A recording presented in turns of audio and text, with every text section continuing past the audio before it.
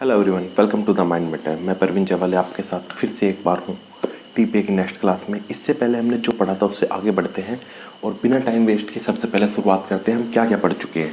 हमने पढ़ा था यदि आपकी कोई प्रॉपर्टी है, ठीक है, ये प्रॉपर्टी किसके अनुसार होनी चाहिए, सेक्शन 6 के अनुसार होनी चाहिए, और जो ट्रांसफ़र कर रहा है वो सेक्शन 7 के अनुसार होना चाहिए, क्योंकि सेक्शन 7 ने बताया था who can transfer, and section 6 ने क्या बताया था, 6 ने क्या बताया था, which type of property can be transferred. अब उसी पॉइंट की हम बात करें सेक्शन 6 की। सेक्शन 6 हमें बता रहा है what may be transferred. Section 6 की अगर बैरेक्ट की लैंग्वेज देखी जाए, property of any kind may be transferred except, इसने बोला हर तरह की प्रॉपर्टी ट्रांसफर की जा सकती है, लेकिन कौन कौन सी नहीं, वो कुछ लिस्ट दिया। अगर आप बैरेक्ट की लैंग्वेज देखें, काफ़ी थोड़ा कॉम्प्लिकेटेड दिया है, समझने में आसानी नहीं रहेगी, तो उसको सिंपल बनाने के लिए हमने कुछ नोट डाउन किए, कुछ सिंपल पॉइंट उसके अंदर की। सबसे पहला ये कह रहा है कि हर तरह की प्रॉपर्टी ट्रांसफर की जा सकती है, लेकिन जो एक ग्राउंड दिए हैं, 10 ग्राउंड है टोटल हमारे पास, ये ट्रांसफर नहीं किए जाएंगे। इनके अलावा बाकी हर तरह की प्रॉपर्टी ट्रांसफर की जा सकती है, ठीक है। इससे पहले हम चलते हैं सेक्शन 5 में। हमने क्या पढ़ा था, any act by which a living person can convey his property to any another living person, ठीक है, या और हिमसेल्फ अपने आप को ट्रांसफ़र करा था। अब उसका एक्सेप्शन हमने कहाँ पढ़ा था, सेक्शन 13 में। सेक्शन 13 क्या था, property transfer to unborn child, क्योंकि अब तक हम क्या पढ़ रहे थे, एक लिविंग पर्सन, और फिर सेक्शन 13 ने क्या बताया कि जरूरी नहीं है वो लिविंग पर्सन हो, वो अनबोर्न चाइल्ड जो पैदा होने वाला हो, वो उसके नाम पे प्रॉपर्टी ट्रांसफर की जा सकती है, ठीक है। सेक्शन 5 हमारा क्लियर हो चुका है पूरा। अब उसके बाद पढ़ते हैं सेक्शन 6 में। सेक्शन 6 ये ग्राउंड दे रहा है कि इनके अलावा बाकी हर तरह की प्रॉपर्टी ट्रांसफ़र की जा सकती है। मतलब कुछ 10 कंडीशन ऐसी दी गई हैं जिनको आप ट्रांसफ़र नहीं कर सकते under the act of transfer of property, ठीक है। पहला पॉइंट कह रहा है स्पे सक्सेशन, मतलब सक्सेशन के राइट को आप ट्रांसफ़र नहीं कर सकते। ये प्री में पूछा जाता है। इसका केस अमृत नारायण वर्सेस गया सिंह। अमृत नारायण वर्सेस गया सिंह ने बताया था, क्या बताया है कि स्पेस सक्सेशन की राइट को आप ट्रांसफर नहीं करते थे, not a kind of the property which can be transferred under TPA act, ठीक है। दूसरा पॉइंट है री एंट्री, मतलब आपने कोई कॉन्ट्रैक्ट छोड़ दिया, आप दोबारा उसमें री एंट्री करना चाह रहे हो, तो री एंट्री के राइट को भी आप ट्रांसफर नहीं कर सकते। मेरा आपके साथ कोई कॉन्टैक्ट हुआ है, ठीक है, मेरा कोई कॉन्टैक्ट हुआ है, सपोज मैंने आपको फीस सबमिट कराई कि मैं पढ़ने आया हूँ आपके यहाँ पे, 2 लाख रुपया 50,000 रुपये आपने मेरे से फीस ली, मैं पढ़ने आया, ठीक है। फिर मैं चला गया छुट्टी पे, या मैंने छोड़ दिया, फिर बाद में मैं आ सकता हूँ ना दोबारा, कोई कंडीशन ऐसी थी, या मैंने छुट्टी पे गया था, मैं आ सकता हूँ। लेकिन अगर मैं चाहता हूँ कि मेरी जगह कोई और आके ज्वाइन करे, आधा मैंने देख लिया, आधा कोई और देख लिया, मूवी देखने गए हम, आधी क्लासेस कोई और ले, नहीं होगा ना। मूवी देखने गए, मैं मूवी देख के आया स्टार्टिंग की, आधी मैंने बोला मेरी जगह ये पर्सन देखा, नहीं होगा ना। मतलब री एंट्री के राइट को भी आप ट्रांसफर नहीं कर सकते। थर्ड पॉइंट कह रहा है इजमेंट्री राइट। इजमेंट्री राइट क्या है, मैं हूँ, मेरा घर है। इजमेंट क्या होता है, देखो पहली बात तो इजमेंट्री राइट क्या होते हैं, ये मेरा घर था, ये वाला ये रास्ता है, अब ये मेरा घर था, इस रास्ते पर आने जाने का अधिकार मेरा था, मेरा इजमेंट्री राइट है। यहाँ पे वो नल था लगा हुआ या टंकी लगी हुई जिससे मैं पानी लेता था, मेरा इजमेंट्री राइट है ना। मतलब वहाँ की हर चीज़ पे मेरा क्या है, इजमेंट्री राइट। हवा आने का अधिकार, यहाँ पे विंडो खुली हुई थी मेरी, वो मेरा इजमेंट्री राइट है। अब किसी और का घर कहीं और है, क्या मैं कहता हूँ ठीक है भाई मेरा घर यहाँ पे, मैं यहाँ पे आने जाने का, यहाँ पे गाड़ी पार्क करने का अधिकार आपको ट्रांसफ़र करता हूँ, नहीं कर सकते ना, क्योंकि आपका घर है वहाँ पे, इसलिए आपको इजमेंट्री राइट आपका है, न कि उस पर्सन का जिसका घर कहीं और है। मतलब इजमेंट राइट को भी आप ट्रांसफर नहीं कर सकते। Is that clear.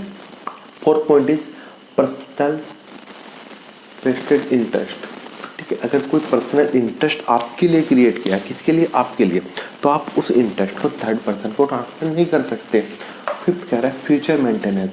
ये पॉइंट डीडी के नाम से मिलेगा आपको, डी ये अमेंडमेंट के थ्रू आया था। ये कह रहा है फ्यूचर मेंटेनेंस, एक छोटा बच्चा है, उसकी मेंटेनेंस का राइट मिला गया है किसी पर्सन को, कि आपको इसे मेंटेन करना है जब तक ये कैपेबल नहीं हो जाता, मेजर नहीं हो जाता है। कोई ट्रस्ट बनाया गया है, ट्रस्ट में आपको मेंटेनेंस का राइट दिया गया है उस बच्चे को, कि वो आपसे मेंटेनेंस प्राप्त कर सकता है।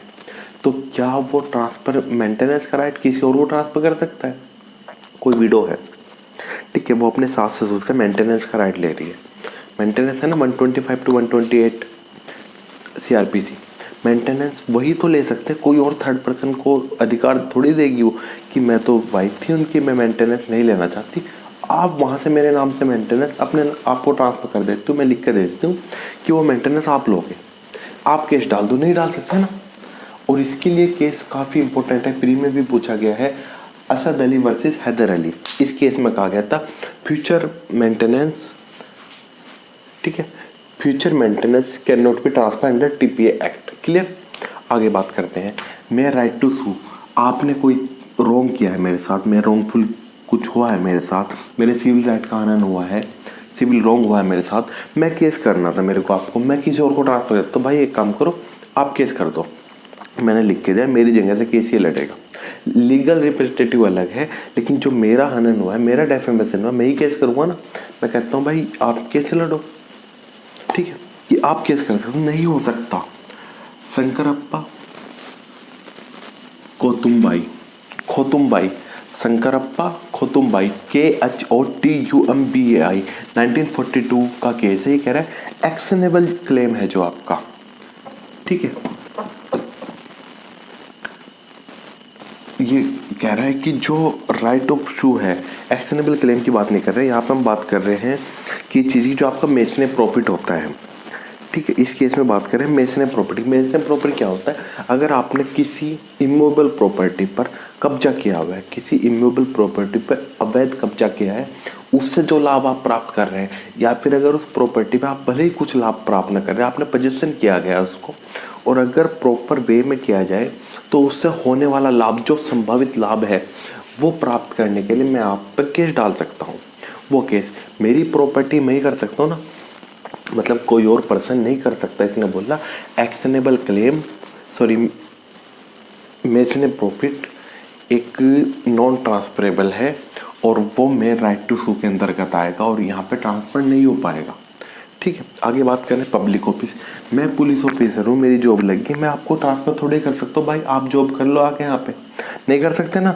स्टेपन कोई फौजी वगैरह है या कोई और पुलिस ऑफिसर या कोई ऑफिसर, इसको स्टेपन या पेंशन वगैरह मिल रही है, वो किसी और को ट्रांसफर नहीं कर सकता कि मेरी जगह आप इसे दे दो पेंशन, नहीं होगा, ठीक है। अनलॉफुल ट्रांसफर, कोई अनलॉफुल ऑब्जेक्ट है, अनलॉफुल कंडीशन है, उसको आप ट्रांसफर नहीं कर सकते।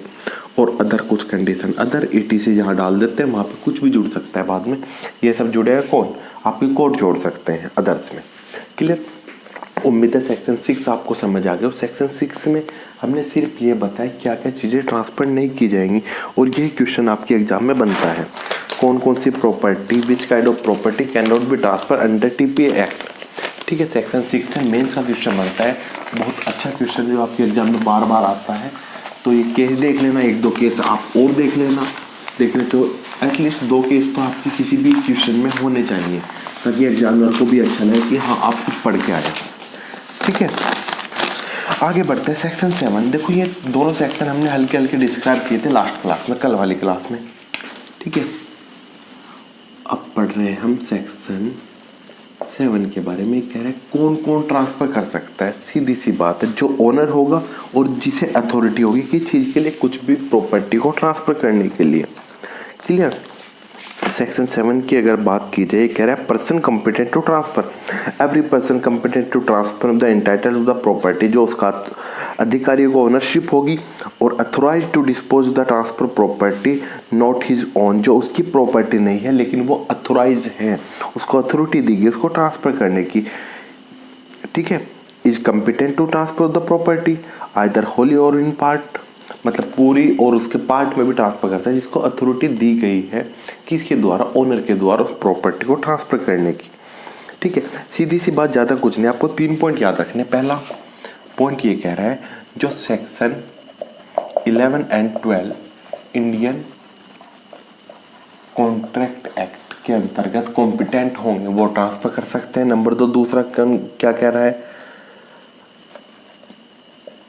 अथॉरिटी टू ट्रांसफर, मतलब होना चाहिए, ये होना ही चाहिए और ये भी होना चाहिए साथ में। नंबर तीसरी कंडीशन क्या कह रहा है, तीनों कंडीशन फुलफिल होगी तभी ट्रांसफर कर सकता है।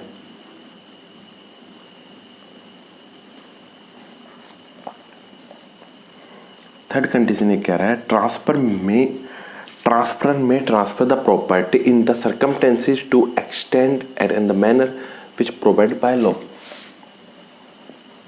Manner provided by law. बिना बात के मान लिया इनमूवेबल प्रॉपर्टी, आपको पता है उसका रजिस्ट्रेशन जरूरी है, बिना रजिस्ट्रेशन के ट्रांसफर नहीं कर सकते। पहली बात तो आपको कॉम्पिटेंट होना चाहिए कॉन्ट्रैक्ट एक्ट के हिसाब से under section 11 and 12। If you are not competent to make any contract you can not be transfer any property, you can transfer any property. Authority होनी चाहिए, if you don't have any authority you can transfer any property. नेम और डेबिट, क्विड नॉन हैबिट याद है ना, हमने बताया था, लेकिन इसका एक्सेप्शन है, ये मैगजीम याद कर लेना अच्छे से। नेम और डेबिट, क्विड नॉन हैबिट, ये मैगजीम क्या कहते हैं कि nobody can transfer the better title, कि जब तक आपके पास कोई प्रॉपर्टी है ही नहीं आप उसको किसी को दे भी नहीं सकते। इसके एक्सेप्शन है दो, 41 ostensible owner and 43 feeding grant of estoppel, ये दो इसके एक्सेप्शन है। मैगजीम पूछी जा सकती है आपके एग्जाम, मैगजीम क्या कहती है, इसका कोई एक्सेप्शन है क्या, डिफाइन कीजिए।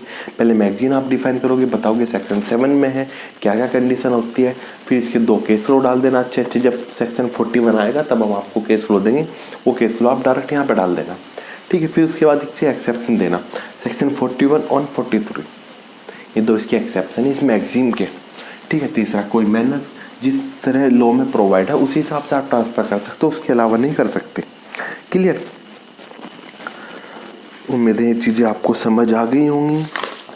अब पढ़ते हैं हम सेक्शन 8। सेक्शन 8 बात कर रहा है कि जब आप ट्रांसफ़र करोगे क्या क्या होगा, उस टाइम पे क्या क्या होगा, ट्रांसफ़र करने के बाद क्या क्या चीज़ें उसके पास जाएंगी, क्या नहीं जाएगा। सेक्शन 8 देखो, अगर आप सेक्शन 8 की बैरेक्ट की लैंग्वेज पूरा पढ़ें तो आपको थोड़ा कॉम्प्लिकेटेड सा लगेगा। जैसे कह रहा है unless a different intention express the essentially implied transfer of property passes for with the transferee all interest with the transferor then the capable to pass the property. कोई ज़रूरत नहीं, टेंशन मत लेना, सीधी सी बात ये कह रहा है। जो मैंने कल आपका एग्जांपल दिया था संतरे वाला, वही चीज़ है, उसके साथ जुड़े हुए जितने भी इंटरेस्ट होंगे सारे ट्रांसफ़र हो जाएंगे उस प्रॉपर्टी के साथ। 4 पॉइंट है, याद रखना। पहला पॉइंट तो क्या कह रहा है, अगर कोई प्रॉपर्टी इमूवेबल है, ठीक है जी, उसके ईजमेंट, ठीक है, रेंट और उससे जुड़े हुए सभी प्रॉफिट, ये आप मेंस एग्जाम में पुट आउट कर सकते हैं सारे पॉइंट जो मैं लिखवा रहा हूँ, ठीक है जी। सेकंड पॉइंट क्या कह रहा है, अगर कोई हाउस वगैरह है तो आप उसके लॉक जो उसमें लगे हुए हैं, उसकी कीज, ठीक है, डोर, विंडोज, वो सारी चीज़ें उस प्रॉपर्टी, उस घर के साथ आप ट्रांसफ़र करोगे। किसको, मतलब क्या कह रहा है, operation of transfer, operation of transfer. और सभी को गुड मॉर्निंग। 12:10 हो चुकी है रात की, और आज 19 तारीख स्टार्ट हो चुकी है शायद, अगर मैं गलत नहीं हो तो। आगे बढ़ते हैं।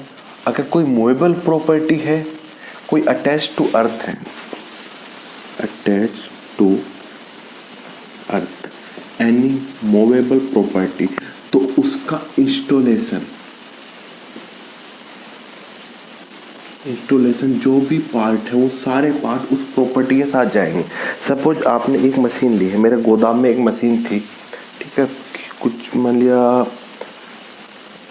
बुक्स बनाने की या फिर बाइंडिंग करने की, वो मशीन भूमि में जमी हुई थी, उसके साथ लगे हुए जो भी पार्ट थे वो सारे पार्ट उस प्रॉपर्टी मशीनरी के साथ ट्रांसफ़र हो जाएंगे। क्लियर? ये कहना चाह रहा है। 1 2 3 फोर्थ पॉइंट बात करें। फोर्थ पॉइंट कह रहा है कोई भी अगर उस प्रॉपर्टी के साथ सिक्योरिटीज है या फिर कोई उसके साथ डेब्ट है या फिर कोई राइट है, वो सारे राइट उस प्रॉपर्टी के साथ जाएंगे। आपने कोई सिक्योरिटी जमा की गई है वो भी उस प्रॉपर्टी के साथ जाएंगी, आपने उस पर कोई लोन लिया गया है वो भी उस प्रॉपर्टी के साथ आपको पास ट्रांसफ़र हो जाएगा। फिफ्थ पॉइंट कह रहा है अगर वो मनी है, ठीक है, अगर मनी है तो उस मनी से इनकम,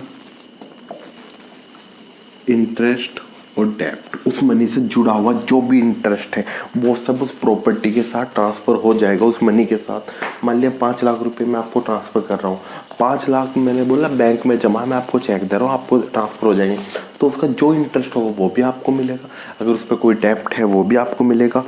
ठीक है, मतलब कहने का तात्पर्य सिर्फ ये है, जो प्रॉपर्टी होगी पूरी तरह से अपने साथ जुड़ी हुई हर चीज़ को लेकर ट्रांसफ़र होगी, न कि अकेले, जब तक कि कोई कंडीशन न लगाई गई हो उसके अंदर।